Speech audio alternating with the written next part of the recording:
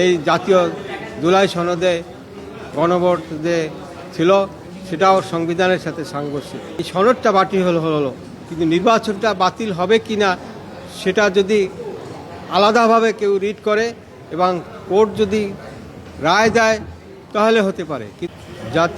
জুলাই জাতীয় সনদ 2025 জাতীয় ঐক্যমত্য পরিষদ যেটি পাশ করেছেন, এটার বৈধতা নিয়ে আজকে আমি একটি রিট করেছি এবং এই রিটে আমি রুল চেয়েছি এবং রুল শুনানি না হওয়া পর্যন্ত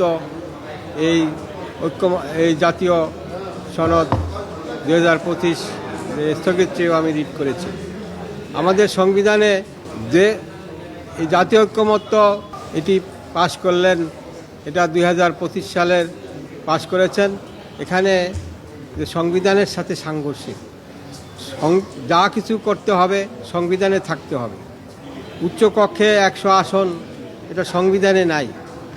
সুতরাং এখন যে নির্বাচন হলো 100টি আসন জামাত এবং বিএনপি ভাগ বাটোয়ারা করবে এবং দলীয় লোকদের মনোনয়ন দিবে এবং জাতীয় অর্থের অপচয় হবে। এবং সংবিধান হলো যে কোনো বিষয় সংশোধন করতে হলে, অ্যামেন্ডমেন্ট করতে হলে 2/3 মেজরিটি সংশোধনে পাশ করতে হবে, তারপরে যে কোনো সংবিধান সংশোধন করতে পারে।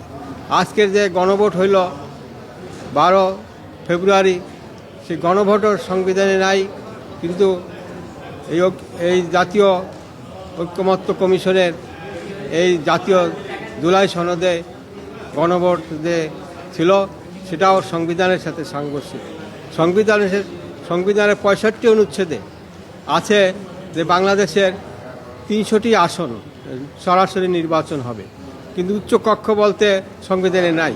সংবিধানে যে যা কিছুই থাকুক সেটা সংশোধনের মাধ্যমে আনতে হবে, তারপর সেটা করতে পারে। সংবিধান সংশোধন ছাড়া যে কোনো কিছু করবে সেটা অবৈধ এবং সংবিধানের সাথে সাংঘর্ষিক বলে গণ্য হবে। এই মর্মে আমি আজকে রিটটি করেছি।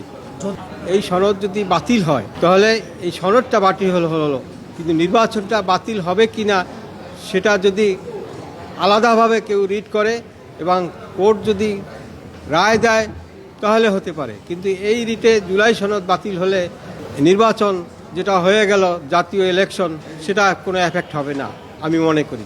জুলাই সনদের ভিত্তিতে গণভোটটি হয়েছে, কিন্তু জাতীয় নির্বাচন সেটা ইন্টারিম সরকার করেছে। এখন ইন্টারিম সরকার বৈধ কি বৈধ না সেটা তো কোর্টের বিষয়।